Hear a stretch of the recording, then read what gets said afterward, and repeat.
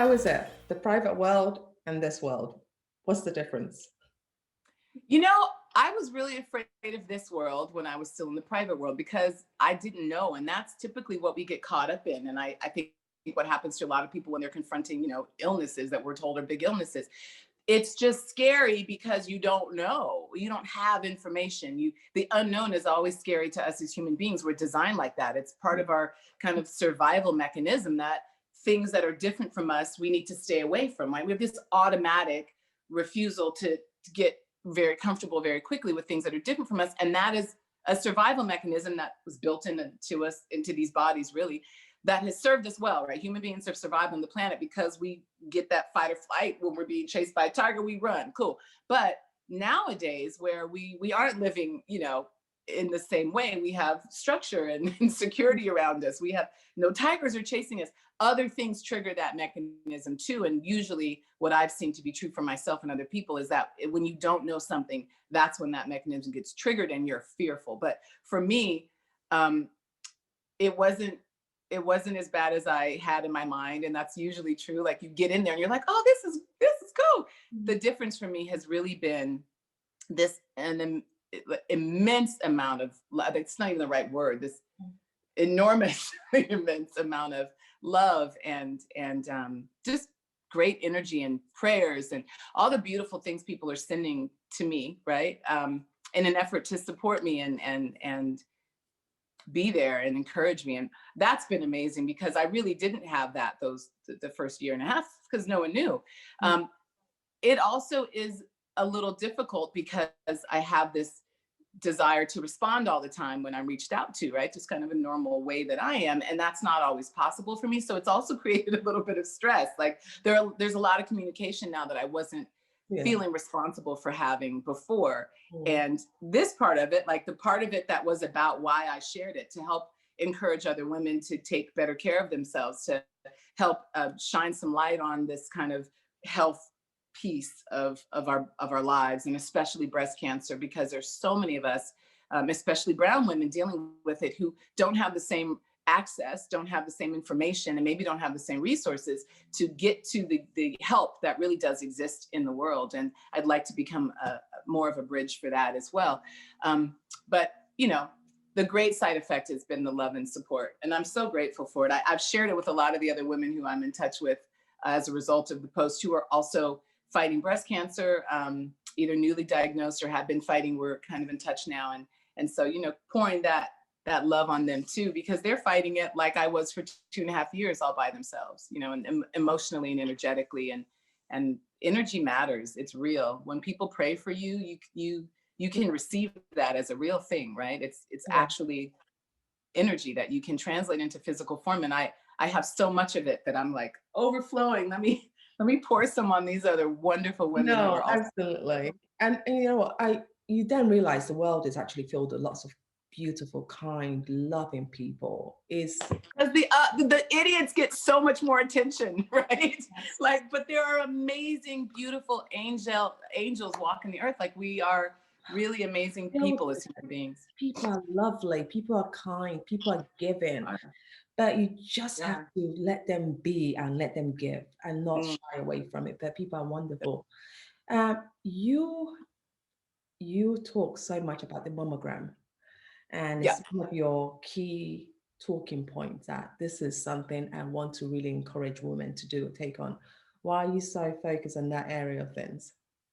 Well, for me, if I had gotten the mammogram when I turned 40, here in the US, they recommend you get a mammogram at 40 and then every year. And sometimes some people say 2. So there's a little bit of wavering on the actual advice. But the main point is if you get one at 40, you have a baseline, you get to see what your breasts are doing for the rest of the time. Now, my mom, again, had breast cancer. So I really should have started getting them a little earlier because of this, seeming genetic predisposition, although I've been tested for all the genetics and there is no genetic connection that they found yet. Obviously, if my mother and then other family members have had it, there's something going on genetically. But, experience genetics, I like to call it, how you live your life based on the people around you influencing how to live your life, I think matters too. And energetically, my mother and I deal with emotions in the same way.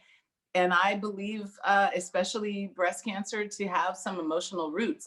I think there are a lot of different reasons now that I'm kind of in the thick of it and learning everything that I'm learning. There's so many reasons why your body would malfunction like this, right? And not the least of which is emotional stress and how you deal with emotional trauma. And I've had a lot of emotional trauma in my life that I haven't dealt with very well. I thought I did, right? But your body can store stuff emotionally and energetically, and then you have these symptoms that are an indication of something that's gone wrong. And I think there are a lot of different ways to fix it as a result of all the different ways that it comes about. But mammograms would have prevented me from having to wait as long as I waited to know what was going on. I would have been practicing early detection and would have found this tumor, like I said in the post, probably years before, because it had been building over all those years. And I was against mammograms because of the radiation. A lot of women are. It's a valid reason to not want to do them. And it's one that I stood on for years. But it's the risk versus reward, equation. And you have to take this little bit of risk for the reward of knowing what's going on in your body early enough that you can do something about it that actually is effective to keeping it from killing you. And that's, that's the goal. Even though, like I said, nobody's going to live forever. I don't have a goal to live to be 100 and something. I've taken care of older people. They say don't do it. I'm not saying that they're right or wrong. I'm saying that I've seen the body fall apart, and I'm not interested in being in a falling apart body. So let's be grateful for these lives, but also know that they're temporary and not try to hold on to them at all costs. I don't do that anyway. I want to be in this body for as long as I can happily be in this body, right? And that's not to say that there isn't some bit of discomfort I'm willing to tolerate. There is. I'm in discomfort every day right now doing treatments. I was in discomfort for a very long time getting my child to the world. As all of us women who have had children know, you carry these babies in your body. It's not comfortable. It's painful as heck to get them out. I did a home birth, so I chose to tolerate the most pain. And then you have this amazing thing. So there is a process of discomfort and managing discomfort that's very necessary in life. So what I mean is, to the point, at the point at which my body is just not trying to do this anymore, I'm gonna have to let it go. I'm not at that point. I don't plan on being at that point for a long time, but I'm not afraid of that point because it's inevitable. We all got to get out of these bodies at some point. Exactly. What I'm concerned about is the quality of my life while I'm here and what I can do with it for however long that is. Right. So one of the things that I've decided I can do is tell women, hey, I get it. You're scared of the radiation and the sucker hurts when they mash your breast. I get it. But you got to take that risk to get that reward. And, it's important. Early detection is important.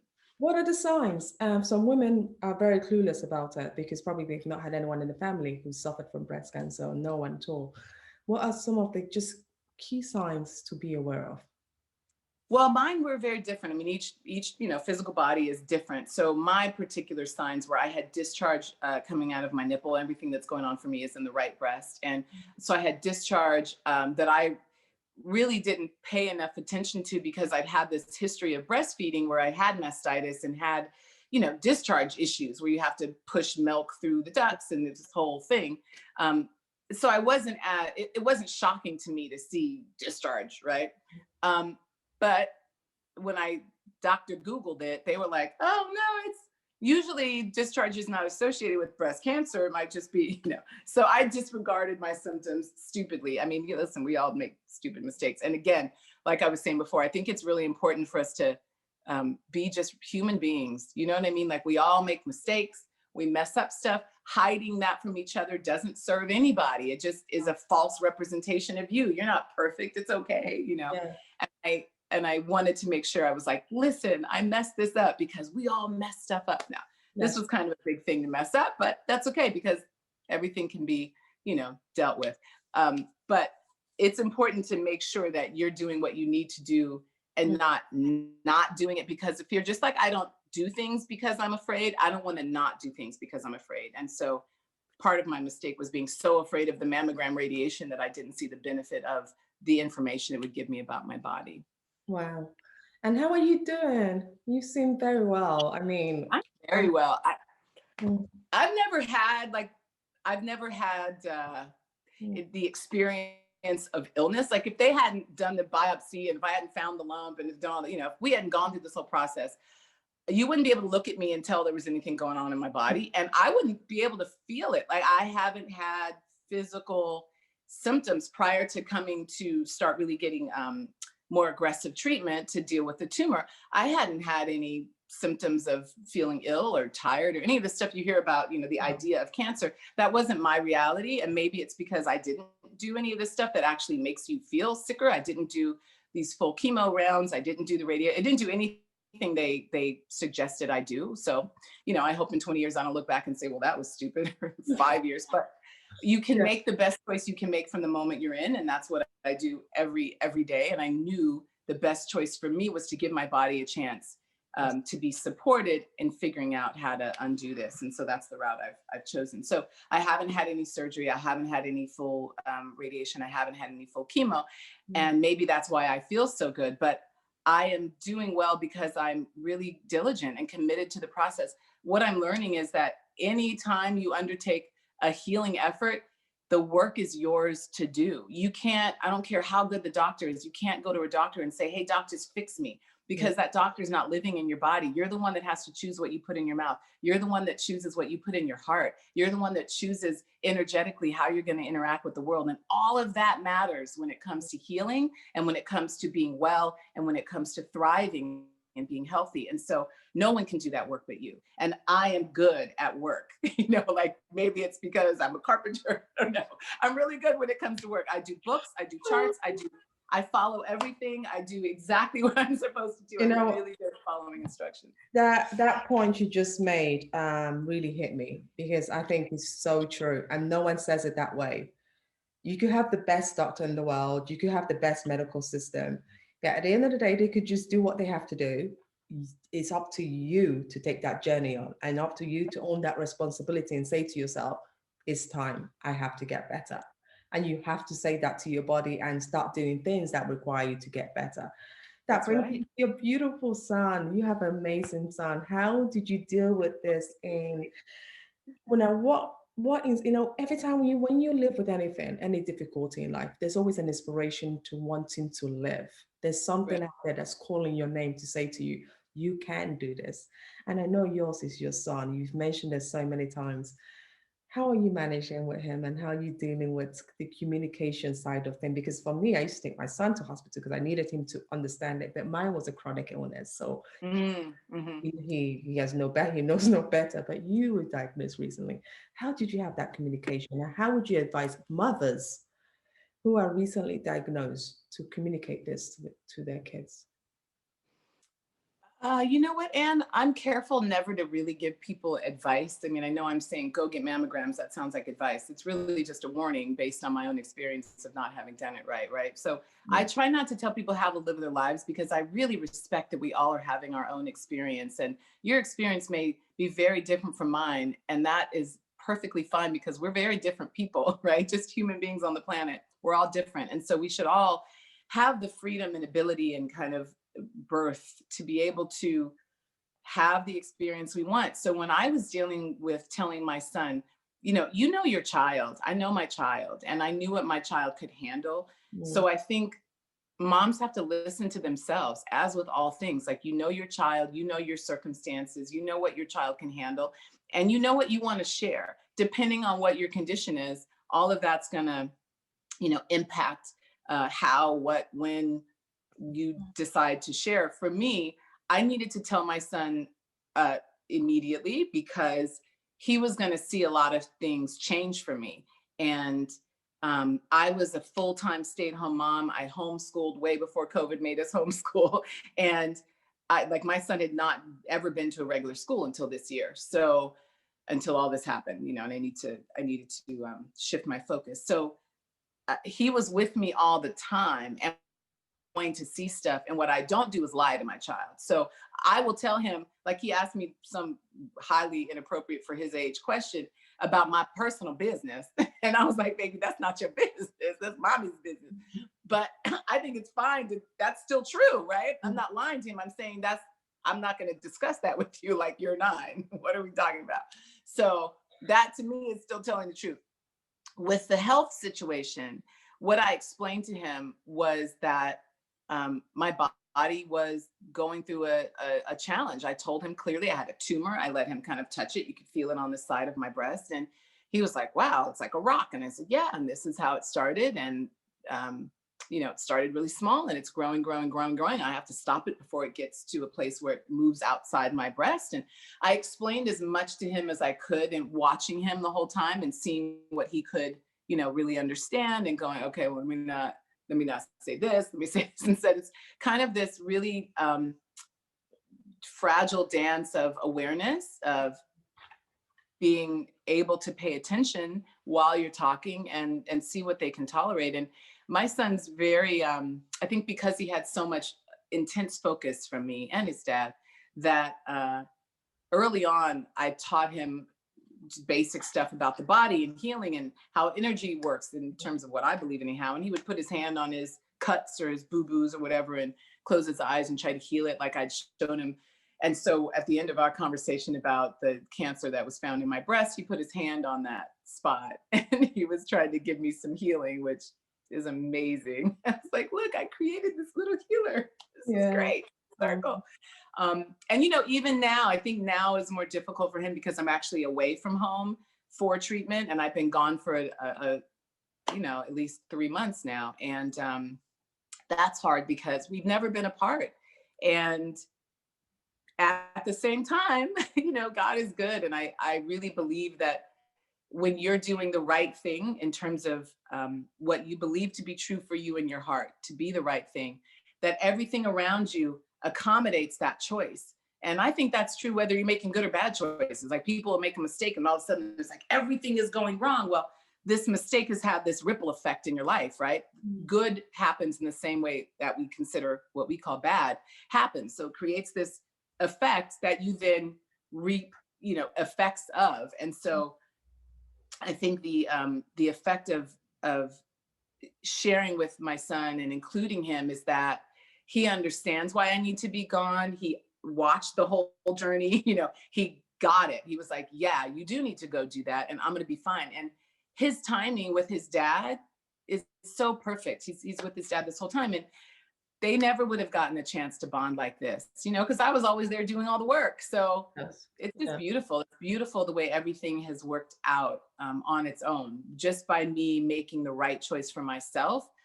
Everybody around me has had, an effect that's been beneficial for them. And I'm so proud of my son. The way he's handled it all is really beautiful. He's a big, strong kid. Really nice. I think when kids can just take it in, and I think you just summed it up, that you just have to know your child and know how to communicate to them, because every child is different. And know that they see you. Like, know that they see you. When you're trying to hide stuff, you really ain't hide nothing. You're just modeling for them that we stuff our problems down. But let's put our problems out here and say, yo, I can't deal with you if I can't see you. I want to see the problem so I can fix the problem if I really want it to go away, right? Which is a whole nother question. I found myself addicted to the emotions of a situation, right?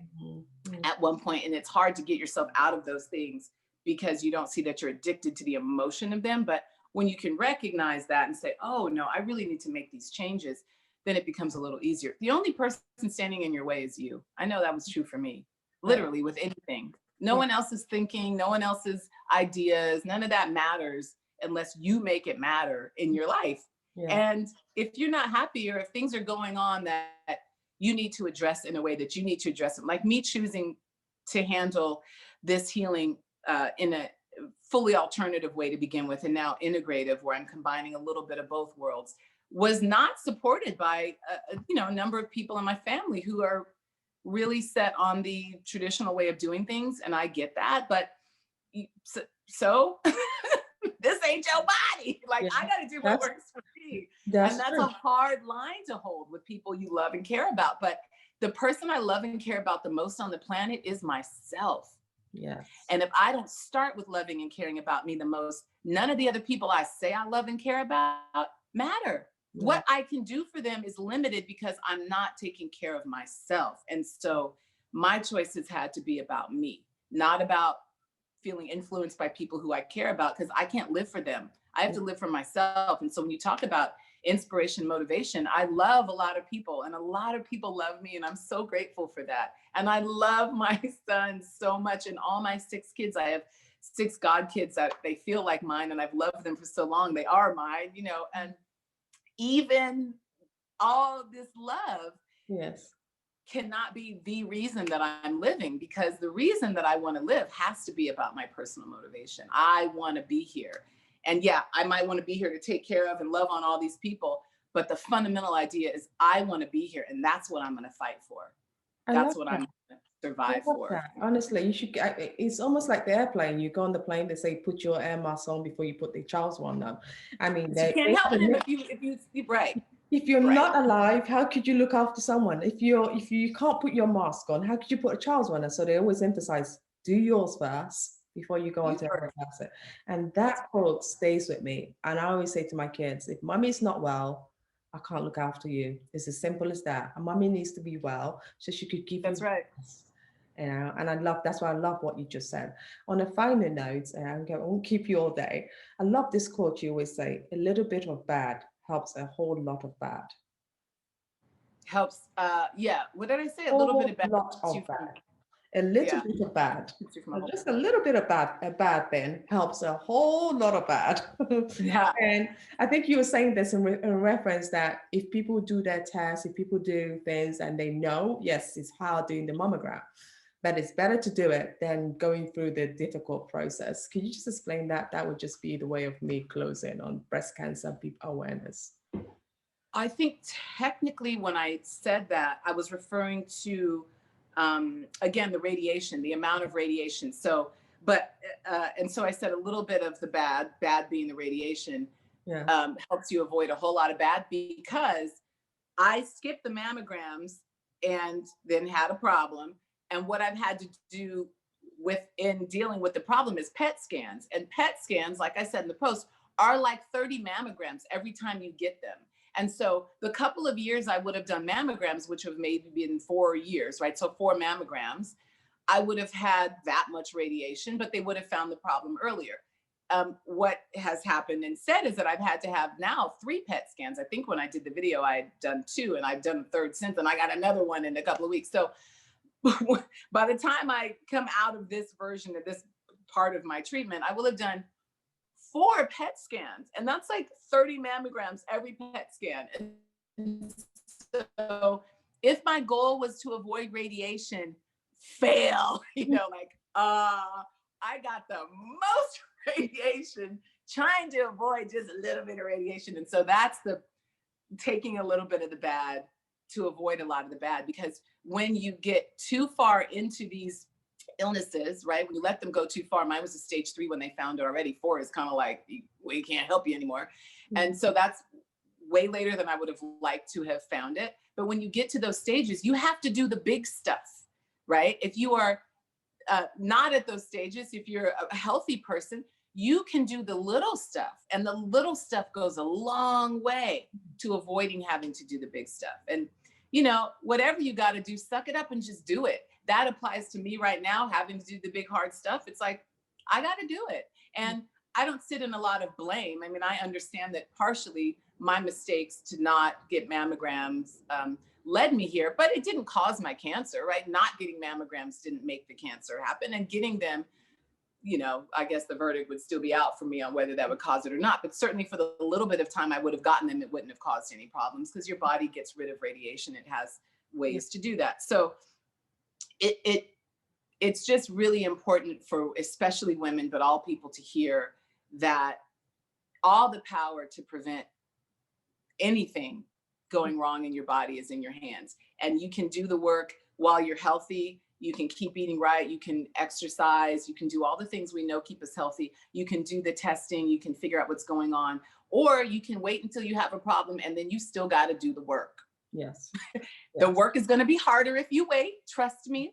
The work is way harder when you wait. It's still possible, but you're biting off more than you want to chew. I can tell you that much. And why make it harder on yourself? If you have the opportunity to stay ahead of it, stay ahead of it.